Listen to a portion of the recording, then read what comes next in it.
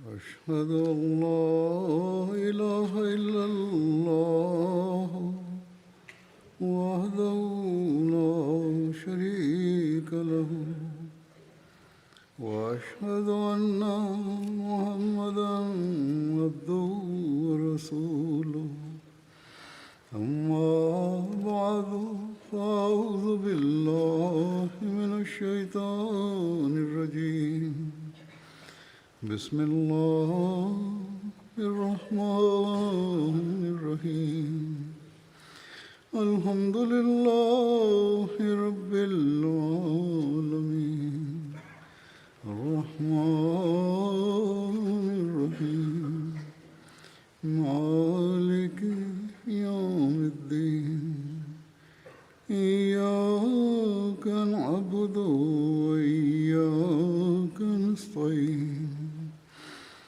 اهدنا الصراط المستقيم صراط الذين أنعمت عليهم غير المغضوب عليهم ولا الضالين. Sebelumnya, dalam serangkaian khutbah-khutbah Jumat, saya telah memaparkan berbagai segi kehidupan para sahabat yang ikut dalam Perang Badar beserta pengorbanan-pengorbanan mereka. Banyak yang menyampaikan keinginannya kepada saya agar segi kehidupan yang mulia Rasulullah Shallallahu Alaihi Wasallam pun dijelaskan. Jika tidak, rasa haus akan tersisa karena mata rantai yang sesungguhnya adalah pribadi Rasulullah Shallallahu Alaihi Wasallam. Dan para sahabat berkumpul di sekitar beliau.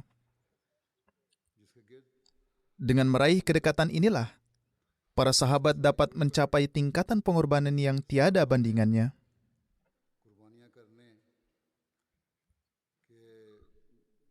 Dan mereka mengenal cara-cara baru.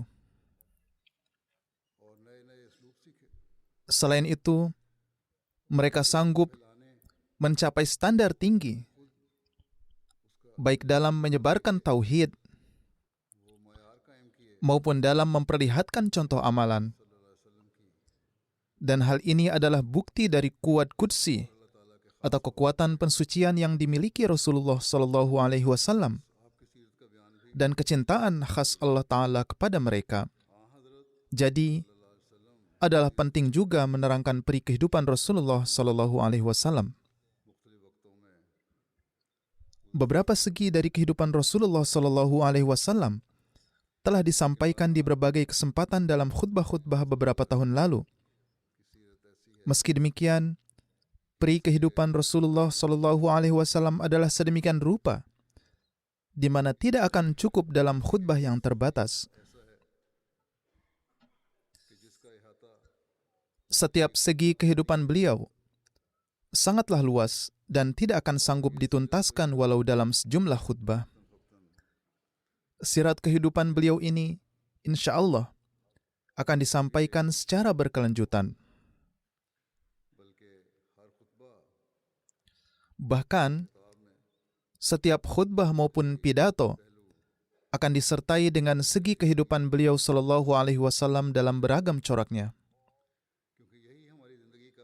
Alasannya adalah karena hal inilah yang merupakan pusat kehidupan kita, yang tanpanya keimanan dan agama kita tidak akan mencapai kesempurnaan. Dan kita tidak akan sanggup mengamalkan syariat yang diturunkan oleh Allah Ta'ala. Jadi, saat ini saya akan menerangkan sejarah dan peri kehidupan Rasulullah Shallallahu Alaihi Wasallam terkait Perang Badar. Dan ini akan berlangsung dalam khutbah-khutbah ke depan. Teladan Rasulullah Shallallahu Alaihi Wasallam lah yang telah melahirkan semangat pengorbanan yang tidak terhingga dalam diri para sahabat. Gelora ini telah masuk ke dalam jiwa para pejuang, para syahid, dan para kekasih Allah Ta'ala dan orang-orang yang Allah Ta'ala telah ridha kepadanya. Kita telah menyaksikan contoh-contoh ini dalam kehidupan kita. Alhasil, adalah penting untuk menjelaskan teladan-teladan Rasulullah SAW terkait perang ini. Sebelum menyebutkan peristiwa-peristiwa yang berkaitan dengannya, penting juga menerangkan sebab-sebab terjadinya perang Badar. Jadi, pertama-tama saya akan menyampaikan beberapa latar belakang terjadinya perang Badar. Dari latar belakang ini pun tampak peri kehidupan beliau sallallahu alaihi wasallam dan berbagai segi dari ajaran indah yang beliau sampaikan.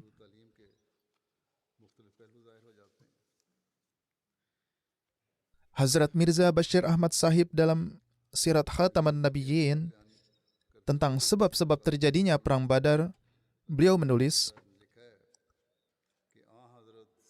kezaliman-kezaliman yang telah ditimpakan oleh kaum Quraisy kepada kaum muslim di kehidupan baginda Rasulullah SAW di Madinah dan upaya-upaya yang telah mereka tempuh untuk melenyapkan Islam adalah telah cukup untuk menjadi alasan dua bangsa di era manapun agar saling berperang. Sejarah membuktikan bahwa selain caci maki yang sangat merendahkan dan fitnah yang sangat melukai, orang-orang kafir Mekah pun telah menghalangi kaum muslim secara paksa untuk menyembah Tuhan Yang Maha Esa dan menyebarkan tauhid. Mereka telah disakiti dan dianiaya tanpa belas kasihan. Harta benda mereka telah dirampas secara tidak sah. Mereka telah diboikot dalam upaya untuk membunuh dan membinasakan mereka. Beberapa di antara mereka disyahidkan secara kejam. Wanita-wanita mereka diperlakukan secara keji, hingga pada akhirnya, karena kekejaman tersebut, banyak umat muslim yang meninggalkan Mekah dan hijrah ke Abyssinia.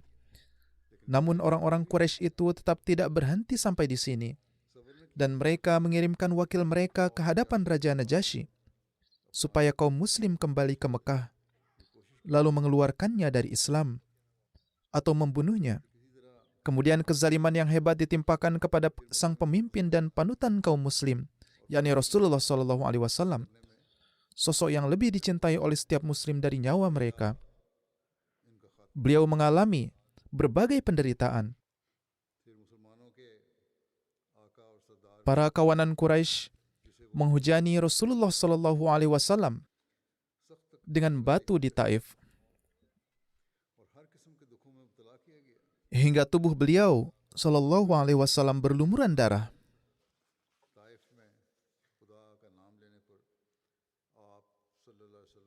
Pada akhirnya, dengan kesepakatan semua wakil dari berbagai suku Quraisy, diputuskan di Dewan Tertinggi Mekah agar Rasulullah SAW dibunuh supaya Islam musnah tanpa sisa dan tauhid pun sirna untuk selamanya. Kemudian, untuk menjalankan rencana berdarah ini, para pemuda Mekah yang berasal dari berbagai suku Quraisy membentuk kelompok dan menyerang rumah Rasulullah SAW di malam hari. Tetapi Tuhan menurunkan perlindungan kepada beliau SAW dan seraya menutupi mata musuh beliau dengan debu. Beliau SAW keluar dari kediaman beliau dan berlindung di Gua Sur. Tidakkah tindakan-tindakan aniaya dan rencana berdarah ini merupakan suatu seruan perang dari kaum Quraisy? Apakah dengan peristiwa-peristiwa ini, seorang yang berakal sehat pun dapat berkesimpulan bahwa kaum Quraisy Mekah telah sepakat memerangi Islam dan kaum Muslim? Apakah kezaliman-kezaliman Quraisy ini telah dapat menjadi dasar bagi kaum Muslim untuk menempuh perang bertahan? Dalam keadaan seperti itu, apakah ada suatu bangsa terhormat yang sama sekali tidak ingin bunuh diri akan mundur dari menerima ultimatum seperti yang diberikan kepada umat Islam oleh kaum Quraisy. Yang pasti, jika ada bangsa lain menggantikan umat Islam, mereka akan memasuki medan pertempuran melawan Quraisy jauh lebih awal. Meski demikian, umat Islam diperintahkan oleh junjungan mereka untuk menempuh kesabaran dan memaafkan. Alhasil, tertera bahwa ketika kezaliman Quraisy Mekah telah sangat dahsyat, maka Abdurrahman bin Auf dan beberapa sahabat lain datang ke hadapan Rasulullah SAW dan meminta izin untuk menghadapi kaum Quraisy. Tetapi Rasulullah SAW bersabda, "Inni umirtu bil afwi, fala tuqatilu." Yakni, untuk saat ini, aku diperintahkan untuk memaafkan. Jadi, aku tidak dapat memberi kalian izin untuk bertempur. Jadi, para sahabat telah menanggung setiap corak kesukaran dan kehinaan di jalan agama. Tetapi mereka sama sekali tidak meninggalkan kesabaran. Ketika cawan penganiayaan kaum Quraisy telah terpuaskan dan mulai meluap, dan dalam pandangan Tuhan semesta alam, hujah ilahi untuk kaum muslim telah terpenuhi, barulah Tuhan memerintahkan kepada hambanya, "Keluarlah engkau dari kampung halamanmu itu." Karena sekarang, hal ini telah melewati batas pengampunan, dan telah tiba saatnya mereka yang aniaya menghadapi akhir kejahatan mereka. Jadi hijrahnya baginda Rasulullah SAW ini merupakan tanda diterimanya ultimatum kaum Quraisy. Di dalamnya terkandung suatu isyarat tersembunyi akan pengumuman perang dari Tuhan. Dan keduanya, baik muslim maupun kafir, memahami hal ini. Maka dari itu, di musyawarah Darun Nadwah, yang merupakan tempat bermusyawarah kaum Quraisy di dekat Ka'bah, ketika ada seorang yang mengusulkan untuk mengusir Rasulullah SAW dari Mekah, maka saat itu para pemuka Quraisy menolak usulan itu, karena jika Muhammad SAW keluar dari Mekah, maka pasti kaum muslim akan menerima ultimatum mereka dan akan keluar memerangi mereka, yaitu memerangi kaum Quraisy.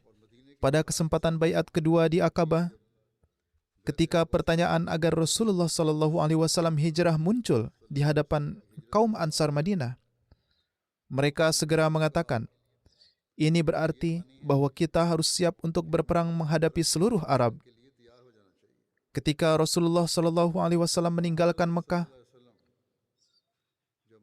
beliau pun melihat dengan pandangan sedih ke kota Mekah seraya bersabda, "Wahai Mekah, engkau lebih kucintai daripada kota-kota lainnya. Tetapi orang-orangmu itu tidak mengizinkanku tinggal di sini." Atas hal ini, Hazrat Abu Bakar pun berkata, "Mereka telah mengasingkan utusan Tuhan. Sekarang mereka pasti akan dihancurkan."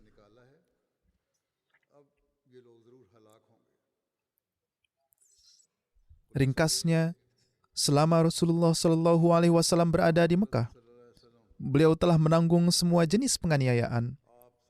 Tetapi beliau tetap tidak mengangkat pedang melawan kaum Quraisy. Alasannya adalah, pertama, sebelum tindakan apapun diambil terhadap kaum Quraisy, sesuai sunnatullah, hujah ilahi harus telah terpenuhi bagi mereka, dan hal ini memerlukan rentang masa. Kedua, Allah Ta'ala berkehendak agar kaum muslim memperlihatkan contoh kesabaran dan memaafkan hingga batas terakhir, yang mana setelahnya sama saja dengan bunuh diri, yang dalam pandangan siapapun yang berakal sehat bukanlah suatu perbuatan yang disukai. Ketiga, kaum Quraisy memimpin semacam pemerintah demokratis di Mekah, yang mana Rasulullah SAW saat itu merupakan salah satu dari antara warganya. Jadi, sebagai warga yang baik, maka selama beliau berada di Mekah, beliau menghormati keberadaan pemerintah setempat dan tidak akan melakukan apapun yang mengganggu kedamaian. Namun tatkala kezaliman telah melebihi batas yang dimaafkan beliau lantas hijrah dari sana. Keempat, hal ini pun penting, bahwa selama kaum beliau pada pandangan Tuhan belum layak menerima hukuman akibat tindakan mereka, maka sampai saat itu juga belum tiba waktu untuk menghancurkan mereka.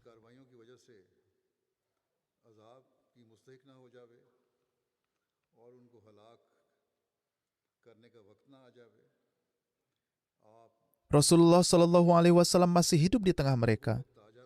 Lalu tatkala waktunya tiba, beliau lantas berhijrah dari sana.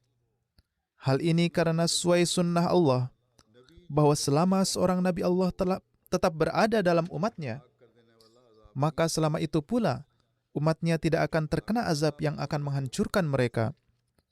Lalu ketika azab yang menghancurkan itu sudah akan menimpa, maka Nabi itu diperintahkan agar pergi dari sana.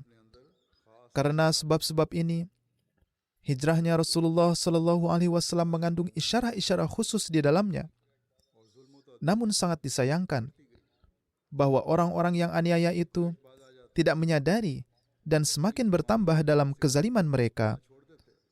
Karena seandainya saat itu pun kaum Quraisy menghentikannya dan meninggalkan paksaan dalam hal agama dan membiarkan kaum muslim agar hidup dengan damai, maka sesungguhnya Tuhan adalah yang Maha Penyayang dan Rasul-Nya pun adalah rahmat bagi sekalian alam. Mereka kemudian pasti akan dimaafkan dan orang-orang Arab tidak akan harus menyaksikan pembantaian dan pertumpahan darah seperti yang telah mereka lihat. Tetapi takdir ilahi harus tergenapi. Hijrahnya Rasulullah Shallallahu Alaihi Wasallam menjadi pemantik atas api permusuhan kaum Quraisy, dan mereka semakin bangkit berkobar dalam upaya mereka untuk melenyapkan Islam. Selain melakukan penganiayaan dan kezaliman terhadap kaum muslim yang miskin dan lemah, yang sampai saat itu masih berada di Mekah, upaya pertama yang dilakukan oleh kaum Quraisy adalah bahwa tatkala mereka mengetahui bahwa Rasulullah Shallallahu Alaihi Wasallam telah meninggalkan Mekah, mereka lantas keluar mengejar beliau Shallallahu Alaihi Wasallam. Mereka menelusuri setiap jengkal lembah Bakkah untuk mencari beliau, dan bahkan mencapai mulut Gua Sur. Akan tetapi, Allah Ta'ala turun menolong beliau dan menempatkan selubung di atas mata orang-orang Quraisy, sehingga kendati mencapai tempat tujuan, mereka kembali dengan kecewa dan tanpa hasil. Ketika mereka telah kecewa dengan pencarian itu, mereka lalu membuat pengumuman bahwa siapapun yang dapat menangkap Muhammad Sallallahu Alaihi Wasallam hidup atau mati akan menerima hadiah 100 unta, yang setara dengan sekitar 20.000 rupiah dalam mata uang saat ini, yaitu di tahun 1921 ketika Hazrat Mirza Bashir Ahmad radhiyallahu an menulis ini. Saat ini jumlahnya mencapai miliaran. Banyak pemuda dari berbagai suku Quraisy berangkat ke segala penjuru untuk mencari Rasulullah Sallallahu Alaihi Wasallam.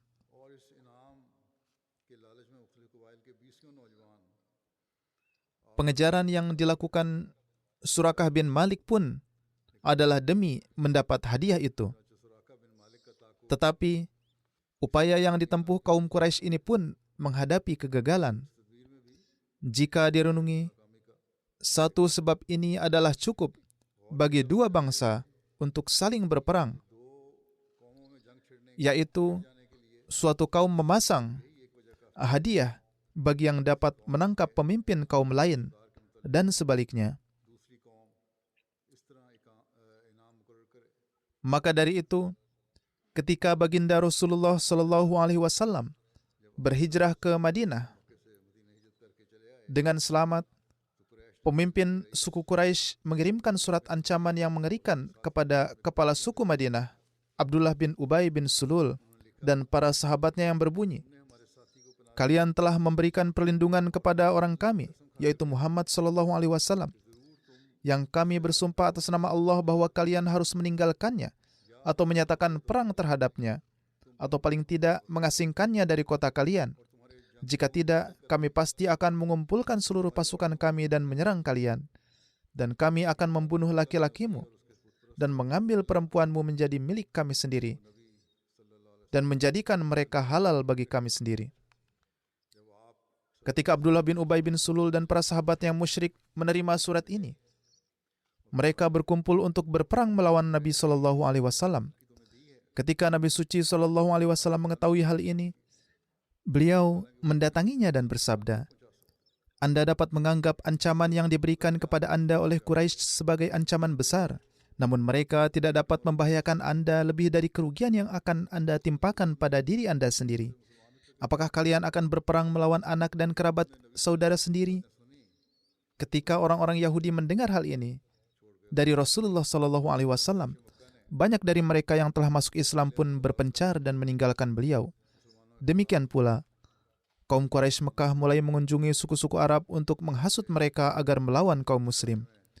Dalam hal ini, Hazrat Mirza Bashir Ahmad radhiyallahu an menulis dalam Sirat Khataman Nabiyyin, ketika kaum Quraisy mengetahui bahwa Aus dan Khazraj menolak untuk melepaskan perlindungan mereka terhadap Nabi suci SAW, dan mereka mengetahui bahwa Islam dapat mengakar di Madinah, mereka berkeliling ke suku-suku Arab lainnya dan mulai menghasut mereka untuk melawan Muslim. Karena kaum Quraisy menikmati pengaruh yang khas atas suku-suku lain di Arab, karena mereka berstatus sebagai penjaga Ka'bah. Oleh karena itu, atas dorongan kaum Quraisy, banyak suku yang menjadi musuh mematikan bagi umat Islam. Keadaan Madinah seolah-olah dikelilingi oleh api yang berkobar. Sebagaimana diriwayatkan, Hazrat Ubay bin Ka'ab yang berasal dari antara sahabat terkemuka meriwayatkan ketika Nabi SAW dan para sahabatnya hijrah ke Madinah dan kaum Ansar memberikan perlindungan kepada mereka, pada gilirannya seluruh Arab secara bersama-sama berdiri melawan umat Islam. Pada masa itu, kaum Muslim bahkan tidak melepaskan senjata mereka dalam malam hari dan juga di siang hari. Mereka patroli membawa senjata untuk mengantisipasi jika terjadi serangan mendadak. Mereka saling mengatakan satu sama lain, mari kita lihat apakah kita hidup sampai suatu saat ketika kita mungkin bisa tidur dengan tenang di malam hari, tanpa rasa takut kecuali takut kepada Tuhan. Adapun keadaan Rasulullah SAW sendiri adalah sedemikian rupa, di mana Hazrat Aisyah radhiyallahu anha menceritakan, pada awalnya ketika Rasulullah SAW tiba di Madinah, beliau sering tetap terjaga di malam hari karena khawatir akan serangan musuh. Sehubungan dengan masa itu, Al-Quran menyatakan, "Wazkuru iz antum qalilum mustad'afuna fil ard takhafuna an yatakhattafakumun nas fa'awakum wa ayyadakum binasrih wa razaqakum minat thayyibati la'allakum tashkurun."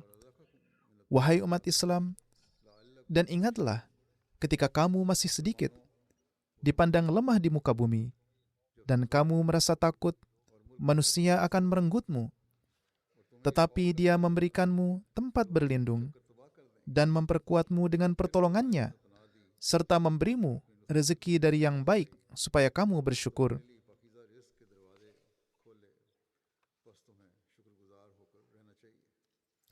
Inilah ancaman-ancaman eksternal sebagaimana disebutkan dalam Al-Quran.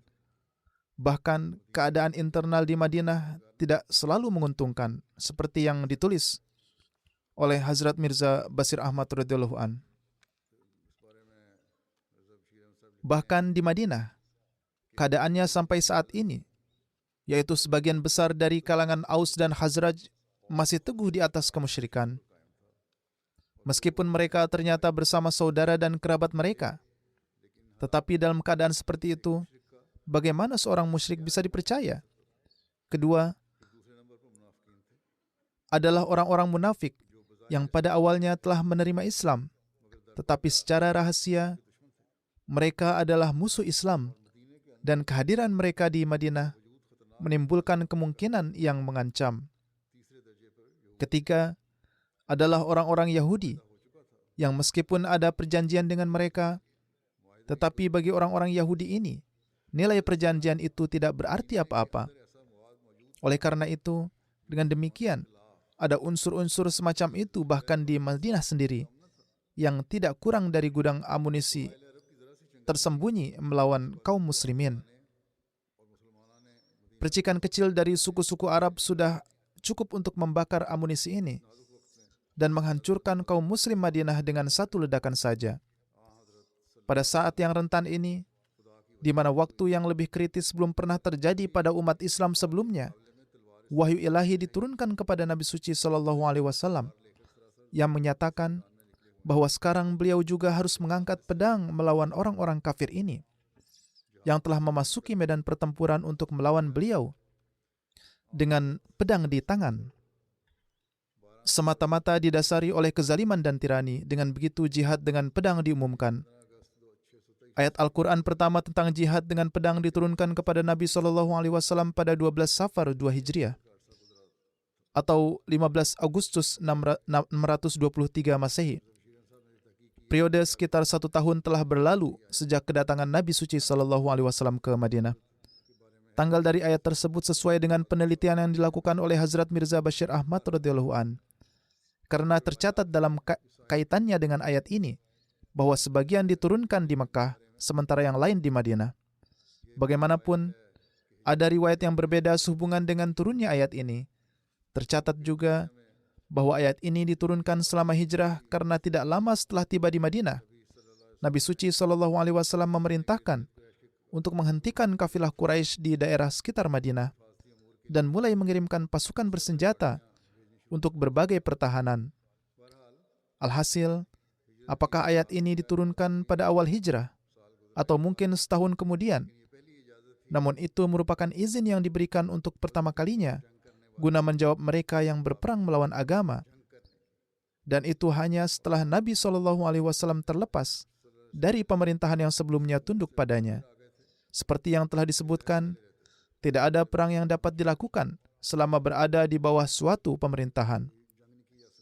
Adapun pemerintahan beliau SAW sendiri telah berdiri. Ayat ini lebih tepatnya adalah 2 ayat surat Al-Hajj, di mana Allah Ta'ala berfirman, Uzina lillazina yuqataluna bi'annahum zulimu wa innallaha ala nasrihim laqadir allazina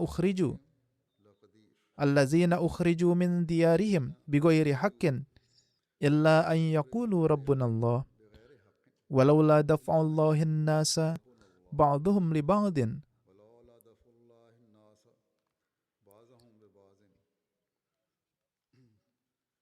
walaula daf'ullahun nasa ba'duhum li ba'din lahuddimat sawami'u wa bi'un wa salawatun wa masajidu yuzkaru fi hasmullahi katsira wa la yansurannallahu man yansuruh innallaha laqawiyyun aziz. Telah diizinkan untuk mengangkat senjata bagi mereka yang telah diperangi disebabkan mereka telah dianiaya.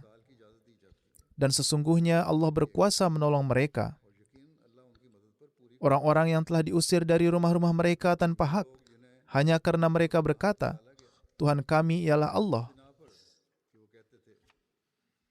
Dan sekiranya Allah tidak menahan sebagian manusia dengan sebagian yang lain, maka biara-biara serta gereja-gereja Nasrani dan rumah-rumah ibadah Yahudi serta masjid-masjid yang banyak disebut namanya dan masjid-masjid yang banyak disebut nama Tuhan tentu telah dihancurkan.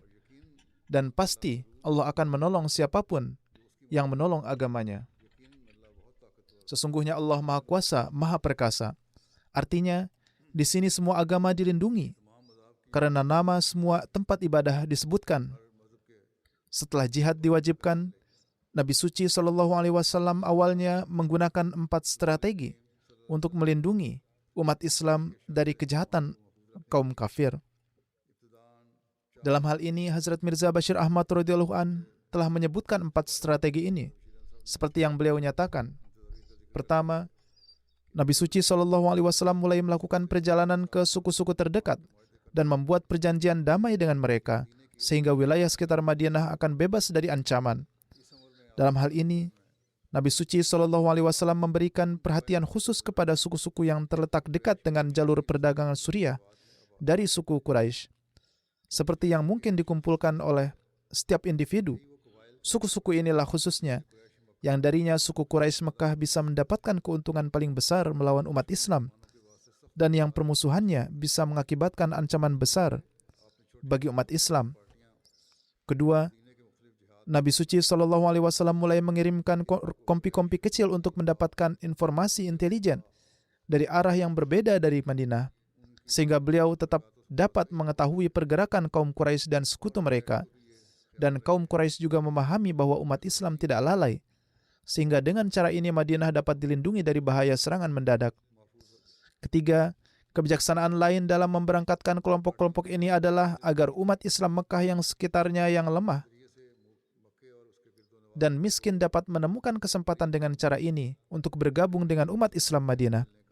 Sampai saat ini, ada banyak orang di wilayah Mekah yang berjiwa Muslim, tetapi tidak dapat secara terbuka menyatakan keimanan mereka karena kekejaman suku Quraisy. Selain itu, karena kemiskinan dan kelemahan mereka, mereka juga tidak dapat berhijrah, karena kaum Quraisy akan dengan paksa menahan orang-orang tersebut untuk hijrah. Keempat, strategi keempat yang digunakan oleh Nabi suci SAW adalah mulai mencegat kafilah dagang Quraisy yang melakukan perjalanan dari Mekah ke Suriah, melewati Madinah dalam perjalanan. Alasannya, pertama, kafilah-kafilah ini akan menyulut api permusuhan terhadap umat Islam kemanapun mereka pergi. Jelas bahwa benih permusuhan yang ditaburkan di sekitar Madinah sangat berbahaya bagi umat Islam.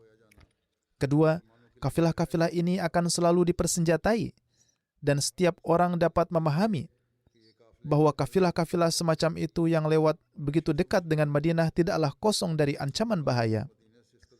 Ketiga, mata pencaharian suku Quraisy terutama bergantung pada perdagangan.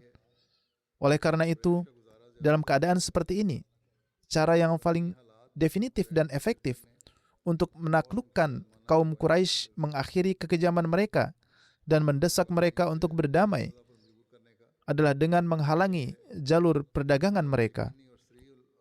Dengan demikian, sejarah membuktikan fakta bahwa di antara faktor-faktor yang pada akhirnya memaksa Quraisy untuk condong ke arah rekonsiliasi adalah intersepsi kafilah dagang ini dan memainkan peran yang sangat penting.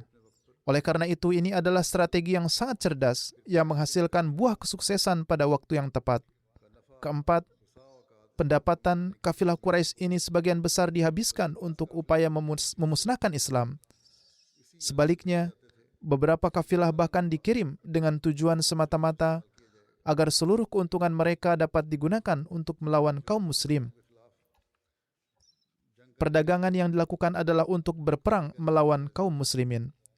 Dalam hal ini, setiap individu dapat memahami bahwa penyadapan kafilah-kafilah ini merupakan motif yang benar-benar sah. Alhasil, mata rantai topik ini masih akan terus berlanjut. Insya Allah akan disampaikan pada kesempatan yang akan datang. Pada kesempatan ini, saya juga ingin menyampaikan perihal beberapa almarhum. Akan dilakukan juga sholat jenazah untuk para almarhum. Salah satu di antaranya adalah jenazah hadir, yakni jenazah yang terhormat Khawajah Munir Ahmad Sahib. Selebihnya adalah jenazah gaib. Bukan Munir Ahmad Sahib, melainkan Muniruddin Kamar Sahib. Beliau sebelumnya tinggal di sini di UK. Beliau meninggal pada 27 Mei di usia 86 tahun. Innalillahi wa inna ilaihi raji'un.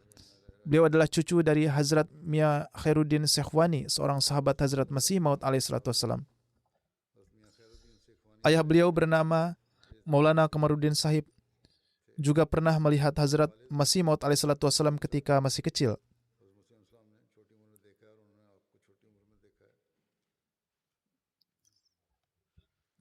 Ayahanda, Maulwi Kamaruddin Sahib adalah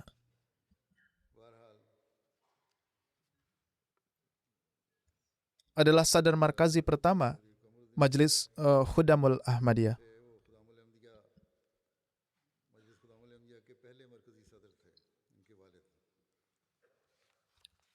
Ketika terjadi partisi India-Pakistan, mereka berpindah dari India ke Pakistan.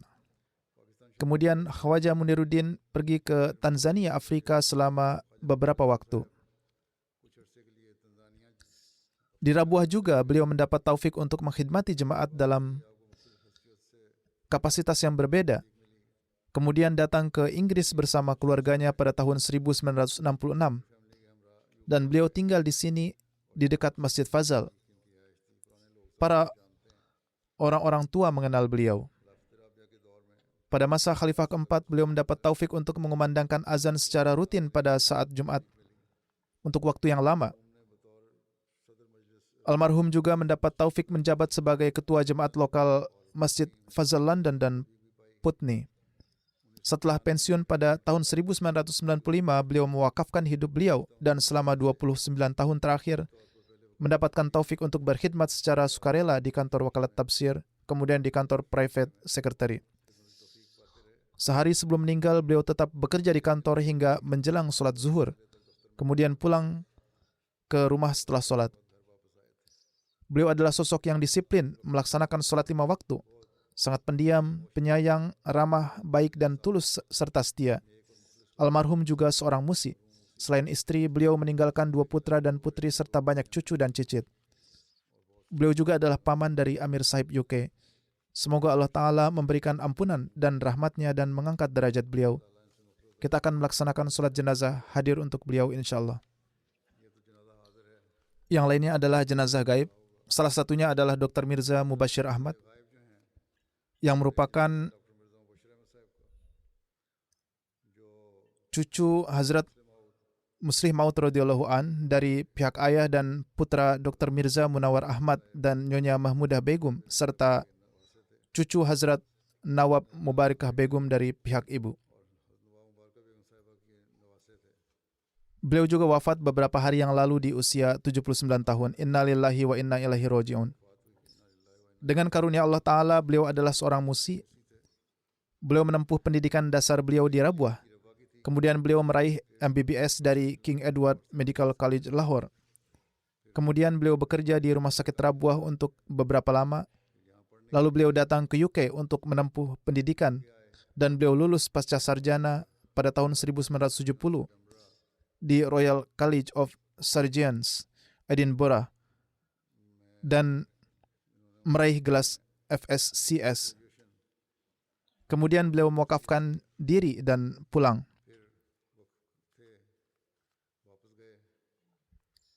Di Rabuah, beliau berkhidmat di Fazli Umar Hospital.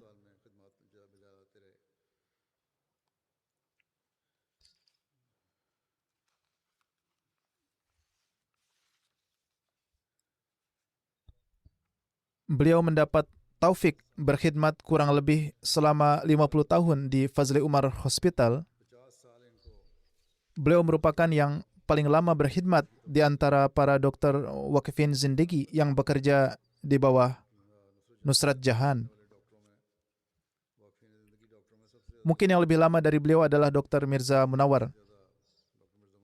Bagaimanapun beliau mendapat taufik berkhidmat selama 50 tahun. Pada tahun 1983, Hazrat Khalifatul Masih Ar-Rabi rahimahullah menetapkan beliau sebagai anggota Dewan Waqfi Jadid dan menduduki posisi ini hingga kewafatan beliau. Istri beliau menulis,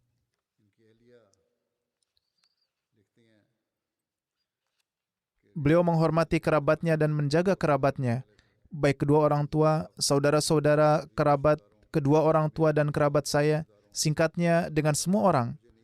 Saya tidak dapat mengingat suatu peristiwa kebahagiaan atau kesedihan yang di dalamnya beliau tidak mengambil tanggung jawab untuk dirinya. Beliau tidak pernah mengendur dalam menghormati kerabatnya. Beliau juga memiliki kesempatan untuk merawat semua sesepuh dalam keluarga. Beliau pergi ke rumah-rumah orang yang sakit untuk merawat mereka. Demikian juga beliau biasa membantu orang-orang yang membutuhkan. Beliau tidak pernah menolak permintaan apapun. Beliau banyak membiayai pendidikan anak-anak perempuan dan menanggung seluruh biaya mereka hingga mereka menikah. Beberapa anak perempuan tersebut juga menulis kepada saya. Mereka ini juga tinggal di rumah dan beliau merawat mereka seperti putri-putri beliau sendiri dan kemudian menikahkan mereka. Beliau juga biasa membebaskan biaya pasien. Beberapa orang menulis mengenai hal ini kepada saya. Bahkan beliau memberikan obat-obatan dan uang dari saku beliau sendiri. Beliau memiliki jalinan yang sangat mendalam dengan para khalifah. Di satu sisi beliau memiliki hubungan kekerabatan dengan para khalifah. Di sisi lain beliau juga menunjukkan sikap hormat terhadap mereka. Beliau juga menasihatkan hal ini kepada anak-anaknya dan juga memberikan contoh dengan amalan nyata. Beliau lebih tua 6 tahun dari saya, namun saya senantiasa melihat sikap hormat beliau setelah saya menjadi khalifah. Bahkan sebelum itu pun, ketika saya menjadi Nazir Allah, beliau bersikap sangat sopan dan hormat. Istri beliau menulis, ketika sakit terakhir Hazrat Khalifatul Masih Rabi rahimahullah, diterima telepon dari beliau rahimahullah yang dari Huzur rahimahullah yang meminta supaya Dr. Mubashir segera datang.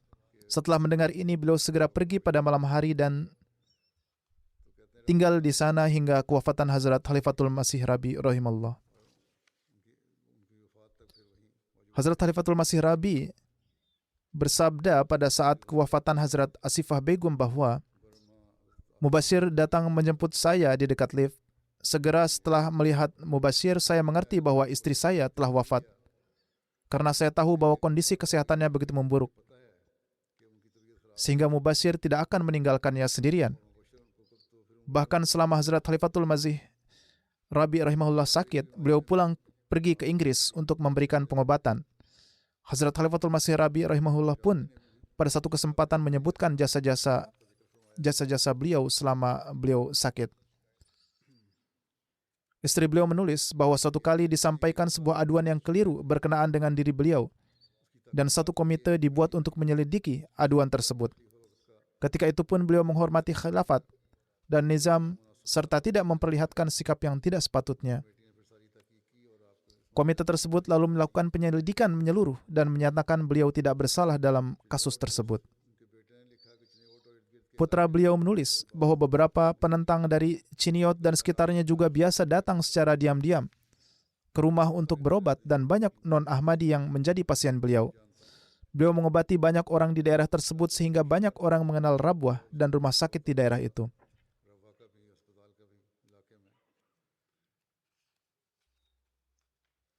Sendok yang digunakan Hazrat Masih Maud alaihissalatu wassalam untuk meminum obat pada sakit terakhir beliau, Hazrat Ammajan radhiyallahu anha memberikan sendok kecil yang adalah sendok teh tersebut kepada Hazrat Ummi Nasir seraya bersabda bahwa kelak berikanlah sendok ini kepada anak laki-laki yang kelak menjadi dokter. Sendok tersebut didapatkan oleh ayahanda beliau Mirza Munawar Ahmad dan setelah itu sendok tersebut ada di tangan beliau. Terkadang untuk mendapatkan keberkatan, Dr. Mubashir menggunakan sendok tersebut untuk memberikan obat kepada para pasien. Orang-orang dari berbagai lapisan masyarakat datang untuk berbelasungkawa atas kewafatan beliau. Tetapi mayoritas mereka adalah orang-orang miskin dan mereka berulang kali menyampaikan bahwa beliau sangat berjasa bagi mereka. Sebagian beliau berikan pengobatan dan sebagian lain beliau bantu dengan cara lain. Ada banyak tuan tanah di daerah itu. Istri mereka dan saudara perempuan mereka biasa datang untuk berobat. Para tuan tanah tersebut datang dan mengungkapkan bagaimana beliau memperlihatkan mereka, bagaimana beliau memperhatikan mereka, dan mereka itu semua adalah non-Ahmadi. Mereka datang dan menangis karena merasa telah kehilangan seorang ayah. Sebagian besar staf rumah sakit kita juga telah menulis kepada saya bahwa rumah sakit kita sekarang telah menjadi yatim, dan semua orang menyatakan kesedihan dan belasungkawa mendalam mereka.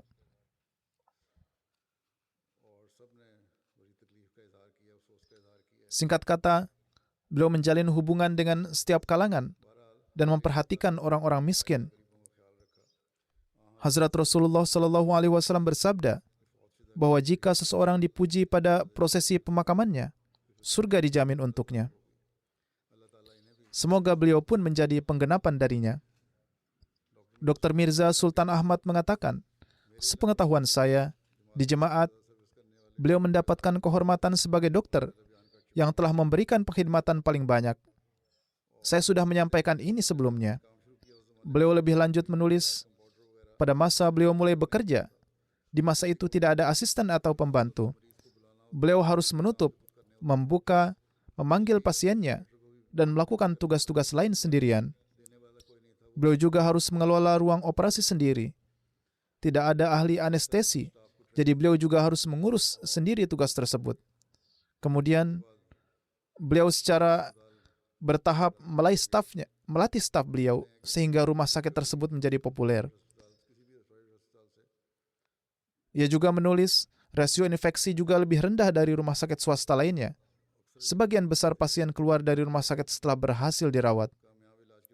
Singkatnya, Dr. Mirza Sultan Ahmad juga melihat perlakuan baik beliau terhadap pasien, bahkan pasien non-Ahmadi. Saya juga secara pribadi mengetahui bahwa beliau adalah orang yang sangat sopan dan menghormati. Dr. Munir Mubashir Sahib bekerja di rumah sakit pemerintah. Beliau menulis, saya telah menyaksikan perkhidmatan medis yang panjang dan luas yang dilakukan oleh Tuan Dokter, yang tidak hanya untuk mereka yang tinggal di Rabuah, tetapi juga di semua daerah sekitarnya. Beliau lebih lanjut mengatakan, saya telah bekerja sepenuhnya di pinggiran Rabuah. Beliau telah ditempatkan di berbagai rumah sakit kecil di Rabuah. Banyak orang dari kira-kira semua desa di sekitarnya merupakan dari antara pasien beliau. Oleh karena itu, seperti yang saya katakan, banyak orang non-Ahmadi datang untuk menyampaikan belasungkawa atas kewafatan beliau. Dr. Nuri menulis, seorang pasien lansia yang tinggal sendirian di Rabuah telah menggantung foto Dr. Mubashir di kamarnya. Dr. Nuri pergi mengunjungi lansia ini. Pasien ini berbicara dengan pujian dan kekaguman yang besar untuk Dr. Mubashir. Mengatakan bahwa beliau sering mengunjungi saya untuk menanyakan tentang kabar dan kesehatan saya. Semoga Allah melindunginya. Kejadian ini terjadi saat beliau masih hidup. Ada begitu banyak surat yang menyebutkan kualitas pengkhidmatan dan perasaan pasien-pasien beliau sehingga tidak mungkin saya menyebutkan semuanya. Seperti yang saya sampaikan sebelumnya, beliau juga memiliki ikatan kesetiaan yang luar biasa dengan khilafat. Semoga Allah Ta'ala menganugerahkan rahmat dan ampunan yang tak terhingga kepada beliau dan memberikan kepada beliau tempat di antara orang-orang yang dicintainya. Jenazah ketiga adalah jenazah gaib. Salat jenazah gaib yaitu yang terhormat Sayyidah Amatul Basit, istri Sayyid Mahmud Ahmad dari Islamabad. Beliau meninggal beberapa hari yang lalu. Innalillahi wa inna ilaihi raji'un. Beliau adalah cucu dari Dr. Sayyid Abdul Sattar Shah dan putri dari yang terhormat Sayyid Abdul Razak Shah. Beliau juga keponakan Hazrat Ummi Tahir. Ayah beliau, Abdul Razak Shah, menikah dengan wanita Ahmadi Irlandia pertama pada tahun 1945, Hanifah Shah yang dulu bernama Kathleen O'Brien. Pernikahan ini berlangsung di Nairobi, Kenya.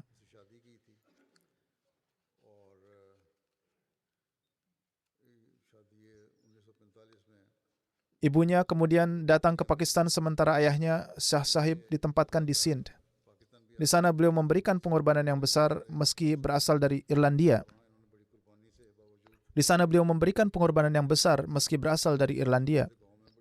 Beliau tinggal di sebuah desa kecil seraya mempersembahkan pengorbanan besar. Anak-anak beliau juga mempersembahkan pengorbanan yang besar, di antaranya adalah Amatul Basit. Suaminya, Dr. Tuan Sayyid Mahmud Shah, mengatakan, beliau rutin melaksanakan solat, terutama solat tahajud. Sejak kecil, beliau solat tahajud bersama ayahnya. Beliau adalah wanita yang religius dan saleh. Beliau selalu membantu orang miskin dan mereka yang membutuhkan. Beliau sangat disiplin dalam berpardah. Beliau adalah seorang musiah. Beliau meninggalkan seorang suami, satu putri dan dua putra. Salah satu putranya, Sayyid Basir Ahmad, tinggal di sini di Inggris. Dan putra beliau yang lain adalah Sayyid Syahid Ahmad. Putri beliau, Majidah Malik, tinggal di Amerika. Putri beliau yang merupakan istri Dr. Amir Malik dari Amerika menyatakan, ibu saya sangat disukai oleh orang lain dan memiliki kepribadian yang luar biasa. Setiap orang yang bertemu dengan beliau terpesona oleh beliau. Beliau mencintai khilafat dengan sepenuh hati. Beliau memiliki kepribadian yang halus, santun, dan memiliki akhlak yang baik. Beliau tidak pernah secara terbuka mengungkapkan kesusahannya. Beliau aktif mengambil bagian dalam membantu orang miskin dan bersedekah. Beliau membantu gadis-gadis menikah, memberi jatah ke rumah penampungan untuk orang miskin, menutupi biaya pendidikan anak yatim, memberi makan orang miskin. Singkatnya, beliau menghabiskan waktunya membantu hamba-hamba Allah Ta'ala, baik itu melalui doa dan sedekah. Beliau lebih suka berbicara lebih banyak tentang Allah Ta'ala dan pertolongan ilahi dan berteman dengan mereka yang mencintai Allah Ta'ala juga. Allah Ta'ala juga memanifestasikan wujudnya dengan cara yang istimewa kepada beliau. Allah Ta'ala mengabulkan doa beliau dan Allah Ta'ala memberitahu beliau tentang pengabulan doanya dalam banyak hal. Beliau tidak melewatkan sholatnya bahkan selama sakit parah, dan beliau selalu melihat jam agar tidak ketinggalan sholat. Semoga Allah Ta'ala menganugerahkan ampunan dan rahmat dan meninggikan derajat beliau. Semoga Dia memberikan taufik kepada anak-anak beliau untuk meneruskan kebaikan-kebaikan beliau.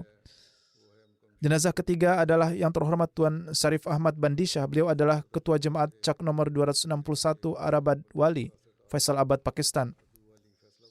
Beliau juga wafat beberapa hari yang lalu. Inna lillahi wa inna ilaihi raji'un.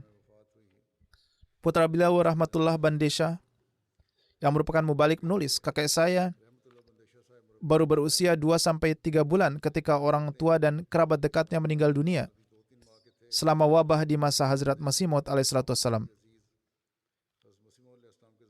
Saat itu kakek saya diasuh oleh keluarga kerabat jauhnya yang Ahmadi di masa mudanya. Setelah keputusan hakim di Batala, beliau diasuh oleh keluarga Ahmadi lain yang lebih dekat dengannya. Dengan demikian, sejak awal beliau dibesarkan di lingkungan Ahmadi dan tetap menjadi bagian dari jemaat Ahmadiyah. Almarhum adalah ketua jemaat di desanya selama hampir 25 tahun. Beliau memiliki banyak sifat istimewa dan sosok yang sederhana. Beliau memiliki standar ibadah yang tinggi. Beliau membantu mereka yang membutuhkan, terutama keluarga dan teman-teman beliau. Beliau sangat mencintai nizam jemaat dan khilafat. Beliau meninggalkan 5 putra dan 3 putri. Sebagaimana yang telah saya sampaikan, salah satu putra beliau, Tuan Rahmatullah Bandishah, adalah seorang mubalik dan saat ini berkhidmat sebagai dosen di Jamiah Ahmadiyah Jerman. Karena situasi penentangan yang terjadi di desa beliau, beliau tidak dapat menghadiri pemakaman ayah beliau.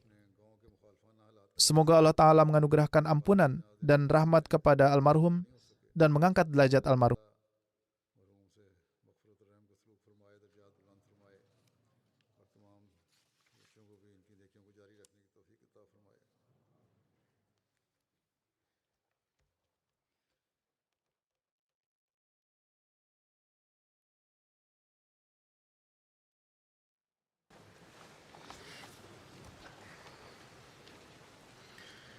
الحمد لله نحمده ونستعينه ونستغفره ونؤمن به ونتوكل عليه ونعوذ بالله من شرور أنفسنا ومن سيئات أعمالنا من يهده الله فلا مضل له ومن يضلل فلا هادي له ونشهد أن لا إله إلا الله ونشهد أن محمدا عبده ورسوله عباد الله رحمكم الله إن الله يأمر بالعدل والإحسان وإيتاء ذي القربى وينهى عن الفحشاء والمنكر والبغي يعظكم لعلكم تذكرون اذكروا الله يذكركم وادعوه يستجب لكم ولذكر الله أكبر